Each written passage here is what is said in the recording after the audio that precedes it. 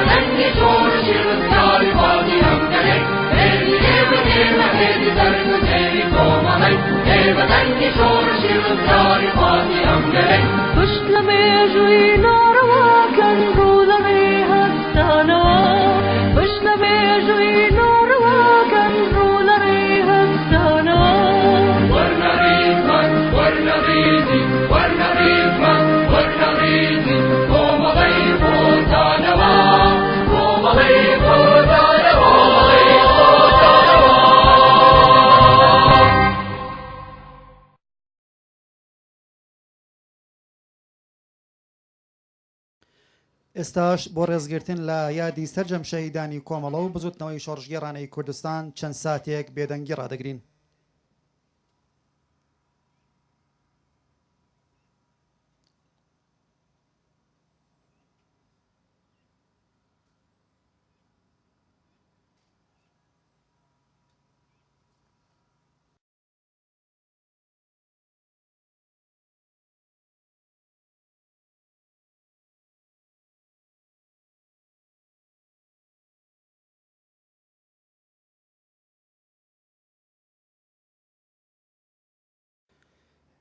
ئێستاش چەپکە گوڵی ڕێز و وەفا لەسەر گڵکۆی هاوڕێیانی شەهیدمان دادەنین. باسیروان بمواد گیانە نوقمە سارم کات باسیروان بمواد گیانە نوقمە سارم کات تێکەڵ بە باڵای ئەرێ نازارانم کات تێکەڵ بە باڵای گیانە نازارانم کات ئەرێ مەچۆ تۆ مەچۆ نامەچۆ گیانە بەجێمەیێڵە بەبێ باڵای تۆ من بینایم لێڵە بەبێ باڵای تۆ من بینایم لێڵە.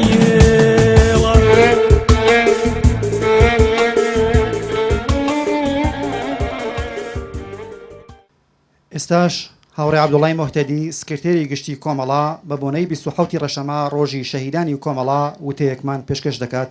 تکایە فەرموو.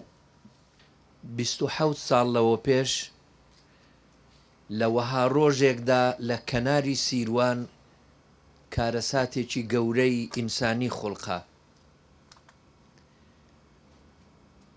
هەر لەو کات و ساتانە کە بەدەستی ڕژیمی کۆنەپەرستی گۆڕبەگۆڕی بەعس جێنۆسایدی گەورەی کورد لە شاری هەڵەبجە بڕێوە دەچوو و هەزاران کەسی بێتاوانی لە ئاگری کیمیابارانی ئەو ڕژیمەدا دەسووتاند،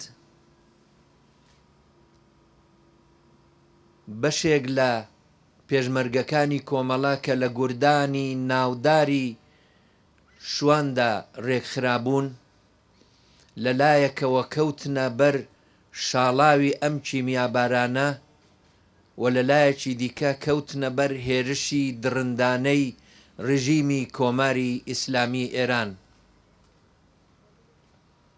پتر لە 70 کەس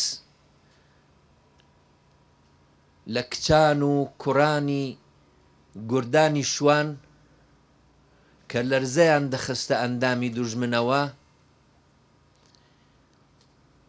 لە حاڵێکدا زۆربەیان بە گازی ژەهراوی شپرزە بوون، بەڵام هەر ئەو جۆرەی کە ڕەسمی هەمیشەییان بوو بە مقاومەت و بەرخۆدانێکی قارەمانانە بەرەنگاری هێزەکانی ڕژیمی کۆماری ئیسلامیش بوون کە ئاوای ئەم دیوەی کوردستان و ئاوای نزیک هەڵەبجە بوون لە گەرمەی شەڕی کۆنەپەرستانەی ئێران و عێراقدا. ئێمە ئەوڕۆ لێرە کۆبووینەتەوە تا ڕێز بگرین لە گیانی پاچی هەموو گیان بەخت کردوانی گوردانی شوان، لە هەموو گیان بەخت کردوانی ڕیزەکانی کۆمەڵا لە خەباتی 46 ساڵەی خۆیدا، چە ئەوانەی لە زیندانەکانی کۆماری ئیسلامی قارەمانانە وەستانەوە و دەرسی مقاومەت و خۆڕاگریان بۆ نەسلی نوێ بەجێهێشت، چە ئەوانەی لە مەیدانەکانی بەرەنگاری ڕوودەڕوو لەگەڵ هێزەکانی کۆماری ئیسلامی بە جلی پێشمەرگانەوە گیانیان بەخت کرد، ئەوانەی کەوتنە بەر شاڵاوی ڕەشەکوژی و تێرۆریزمی کۆماری ئیسلامی، ڕێز لە هەموو ئەوانە بگرین. جارێکی دیکە پرسە و سەرخۆشی خۆمان بۆ بنەماڵەی سەربەرزی ئەو شەهیدانە پێشکەش بکەین و جارێکی دیش بەڵێن نوێ بکەینەوە کە ڕێبازی ئەو شەهیدانە درێژە پێدەر دەبین. ئێمە لە بارودۆخێکدا هاتووینە سەر گڵکۆی پیرۆزی شەهیدانی خۆشەویستی کۆمەڵە کە هەر ئێستا لە ڕۆژهەڵاتی ناوەڕاست خەباتێکی گەرموگوڕ و مقاومەت و بەرخۆدانێکی گەورە بەرامبەر بە هێزە کۆنەپەرستە و تێرۆریستەکانی داعش لە ئارادایە و نەسلی نوێی درێژە پێدەری تێکۆشەرانی گوردانی شوان بەشێکن لەو پێشمەرگانەی کە لە ریزی پێشەوەی خەبات بە دژی تێرۆریستانی داعشدا بەشداریان هەیە، هەر لێرەوە دەستخۆشیان لێ دەکەین، پیرۆزباییان لێ دەکەین. ئەوانە سەری کۆمەڵیان بەرز کردوتەوە و نیشانیان داوە کە تا چ ڕادەیەک دەرسەکانی گیان بەختکردوانی گوردانی شوان و هەموو شەهیدە پیرۆزەکانی کۆمەڵە لە مێشک و لە زەین و لە بیرروباوەڕی ئەواندا زیندووە، لە بیرروباوەڕی نەسلی نوێی خەباتکارانی کۆمەڵەدا زیندووە، بە هەمان گەرموگوڕی، بە هەمان بیرروباوەڕ، بە هەمان دیسیپلین و پاچی ئەخلاقی ئەوڕۆ لە مەیدانی شەڕ لەگەڵ تێرۆریستەکانی داعشدان. بەڵام لە هەمان کاتدا ئەوەشمان لەبیر ناچێتەوە کە بۆ ئێمەی کورد، بە تایبەتی بۆ ئێمەی کوردی ڕۆژهەڵات، داعش تەنها لە مووسڵ نییە، داعشی سەرەکی لە تارانە، حکمی تاران دەکا، ڕژیمی داڵدەدەری تێرۆریزم، ڕژیمی ئاژاوەجێڕی ڕۆژهەڵاتی ناوەڕاست، ڕژیمی دنەدەری شەڕی و ناکۆچی ئاینی کۆنەپەرستانە، ڕژیمێک کە ئێرانی کردۆتە زیندانی گەلانی بندەست، ڕژیمی کوشتار و جنایەت، ڕژیمێک کە ئێرانی کردۆتە زیندانی ژنان، لاوان، کرێکاران، ڕۆشنبیران، ڕژیمێک کە بەدەستی ئەو هەزاران لە ڕۆڵەکانی کوردستان گیانیان لەدەستداوە، ئەو ڕژیمەی کە لە 28 گەلاوێژی 1358 هەتاوی بێ پاسا و فەرمانی هێرشی بۆ کوردستان دەرکرد، ئەو ڕژیمەی کە هەزاران هەزار زیندانی سیاسی تا ئێستا لە ئێران ئیعدام کردووە و هەر لەم هەفتانەی ڕابردووشدا پەتی سێدارەکانی بە بەژنی بەرزی لاوانی کوردستان ڕازاندۆتەوە، داعشی ئێمە لەوەیە. هیچ هەڵوێستێکی ڕیاکارانە و فریوکارانەی ئەو ڕژیمە پۆشینی بەرجێکی نوێ و پیاسەکردن لەگەڵ دیپلۆماتە جیهانیەکان لە پایتەختەکانی ئوروپا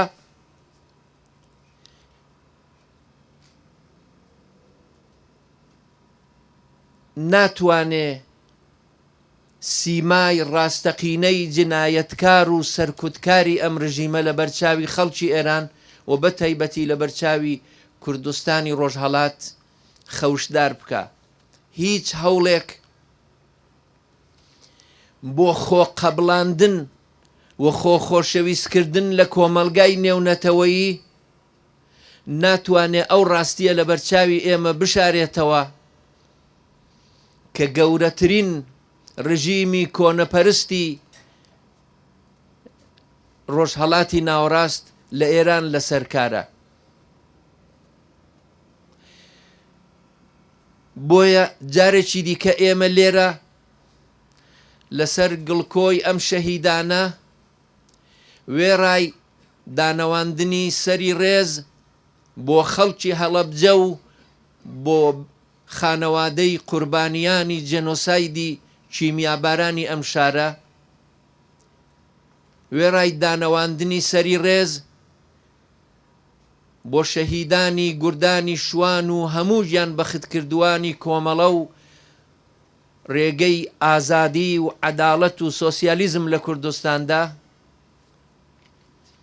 بە تایبەتی وێڕای دانەواندنی سەری ڕێز بۆ شەهیدانی پێشمەرگە و خەباتکارانی شەڕ بە دژی تێرۆریستانی داعش لە مانگەکانی ڕابردوودا جارێکی دیکە بەڵێن تازە دەکەینەوە کە جێگەی هاوسەنگەرانی گیان بەختکردووی گوردانی شوان و باقی بوارەکانی دیکەی خەبات بە خەباتکارانی نەسلی نوێی کوردستان پر بۆتەوە و پر دەبێتەوە. ڕۆژی ئێمە دێ، ڕۆژهەڵات ڕوو لە گۆڕانکاریە، باهۆزی گەورەی ئازادی خوازی و دموکراسی خوازی و مافخوازی درەنگیاز و ئێرانیش دەگرێتەوە. ڕژیمی کۆماری ئیسلامی قەڵای ئیستیبدادی هەموو ڕۆژهەڵاتی ناوەڕاستە، بەبێ پانکردنەوەی سەری مارەکە نەشەڕی ئاینی و تایفی لە وڵاتانە کۆتایی پێدێ و نە لاپەڕەیەکی نوێی ئازادی خوازی و پێشکەوتن خوازی لە ڕۆژهەڵاتی ناوەڕاست دەتوانێت مسۆگەر بکرێ. بۆیە بە هەموو شێوەکانی خەبات، بە خەباتی مەدەنی، بە چالاکی جەماوەری، بە ڕاپەڕین، بە کاری فەرهەنگی و هەروەها بە چالاکی پێشمەرگانە و بە لێک هەڵپێکانی هەموو ئەو شێوازانەی خەبات سەرنجام بکوژانی ڕۆڵەکانی ئێمە لە گوردانی شوان و ئەوانەی کە 36 ساڵە هەموو خەڵکی ئێرانیان بە بارمتە گرتووە وە گاڵتە بە چارەنووسی هەموو دانیشتوانی ئێران و هەموو میلەتانی ڕۆژهەڵاتی ناوەڕاست دەکەن، بێگومان ئەوانە سزای خۆیان دەبینن. ئەم کارەژ وەدی نایە بەبێ شێلگیری، بەبێ پەیگیری، دەبێ بە کۆڵنەدانی خۆمان، بە ماندوو نەبوونی خۆمان، بە چالاکی و هەڵسوڕانی بێوچانی خۆمان ئەو ڕۆژە بهێنینە دی. بە هیوای ڕۆژی ئازادی ئێران، بە هیوای ئەو ڕۆژەی کە کوردستانی ڕۆژهەڵات جێگەی شیاوی خۆی نەک هەر لە نێو پارچەکانی دیکەی کوردستان بەڵکو وەکو سەنگەری پێشەوەی ئازادی خوازی و عەداڵەت خوازی لە هەموو ڕۆژهەڵاتی ناوەڕاست بگرێتەوە. ئێمە بەڵێن تازە دەکەینەوە کە درێژە پێدەرانێکی بە وەفا و بە ئەمەجی ئەو هاوڕێیانی گیان بەختکردومان دەبین و جارێکی دیکە ڕێز و خۆشەویستی خۆمان پێشکەش بە هەموو بنەماڵەی سەربەرزی شەهیدان و بە هەموو کۆمەڵانی خەڵکی کوردستانی ڕۆژهەڵات پێشکەش دەکەین و دڵنیایان دەکەینەوە کە ڕێگەی ڕۆڵەکانی ئەوان درێژەی هەیە و سەنگەری ڕۆڵەکانی ئەوان چۆڵ نەکراوە و ڕۆژی ڕزگاری و ئازادی ئێمە ڕۆژێک کە ئاڵامان لەسەر تاسەری کوردستان هەر لەم ورمێوە تا ئیلام و لوڕستان بشەچێتەوە دوور نییە. سەرکەوتوو من. سپاس بۆ هاوڕێ عەبدوڵڵای موحتەدی سکرتێری گشتی کۆمەڵە.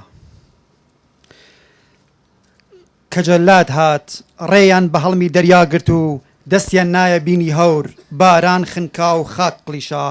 کە جەلاد هات شنەکانیان بەدیل گرت و کۆلکەزێڕینیان سەربڕی و پێشیان بە هاتنی بەهار گرت و سەری گوڵیان بڕی.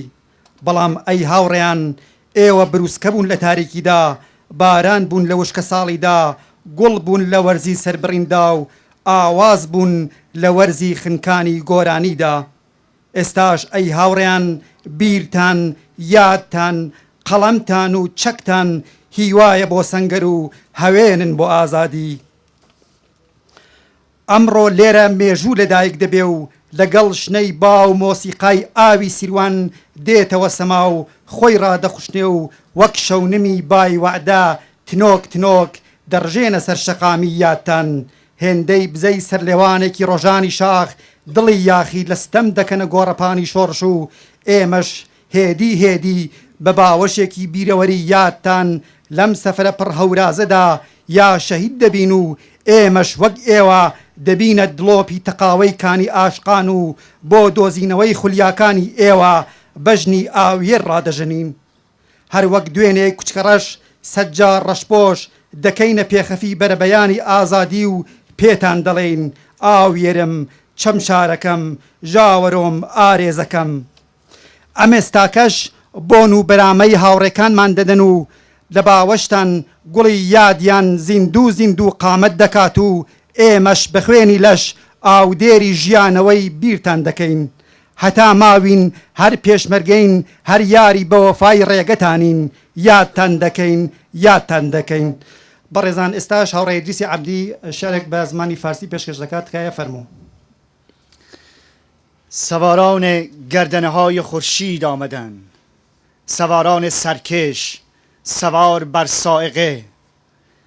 وهن ابر را ببین مانده در همسویی شانه هایشان، از اهالی سرزمین کوهستان و صخره‌اند.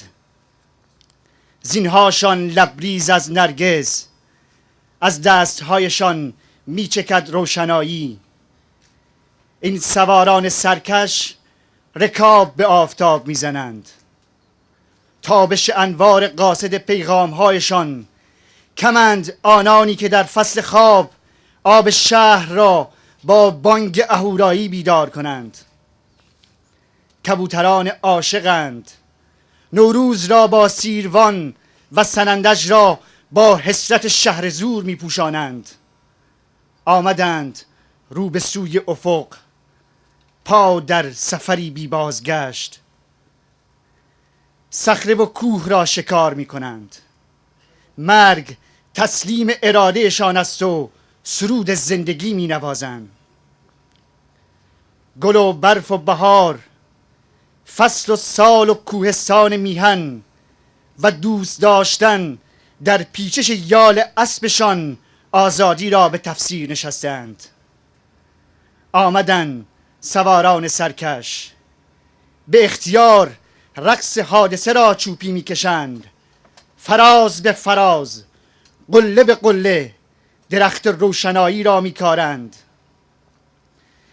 باغ مهتاب و مزرعه انسانند، نوازش آب و باران بهاری مزرعه های خشک این سرزمین کویری اند. عشق و کبوتر و انسانند، دامنه و هامون، دره و جویبار، درخت و گل، آسمان صاف. ستاره های عاشق میهن گمگشته در نگاهشان می شکوفند. لحظه نمایان و نگاه خطی از خون و خاطره بر جای میگذارند و غروب میکنند. صدای این نعل آتشکوب میگذرد و اقلیم به اقلیم و سرزمین به سرزمین زیبایی میشکوفد از دامنهای بلند بودن. رو به چشمان حسرتبار دره های خشک میهن، نرم نرم، موج موج زندگی باریدن میگیرد. زور سپاس.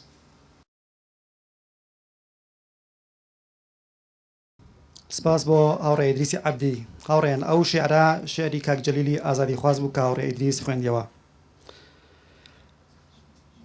دایکان و باوکانی خۆشەویست، خوشک و برا و کەس و کاری شەهیدانی کۆمەڵە، لە ڕۆژی شەهیداندا لەگەڵ ڕێباز و ئامانجەکانی ڕۆڵە و ئازیزانی ئێوە و هاوسەنگەرانی شەهیدمان بەڵێن تازە دەکەینەوە کە تا گەیشتن بە ئامانجە بەرزەکانیان هەردەم لە خەبات و تێکۆشان دابین. بەڕێزان بەم شێوەیە گەیشتینە کۆتایی ڕێوڕسمەکەمان. بەخێر بێن سەر و سەر چاوان.